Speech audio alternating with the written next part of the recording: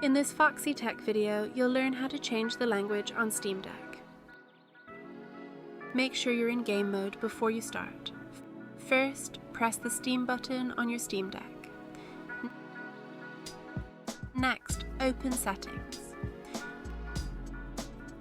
From there, tap Switch Language and choose your language. After that, tap Restart to apply the change. And now, your Steam Deck restarts and boots up in your new language. And that's how you change language on Steam Deck. Subscribe to Foxy Tech for more Steam Deck tutorials.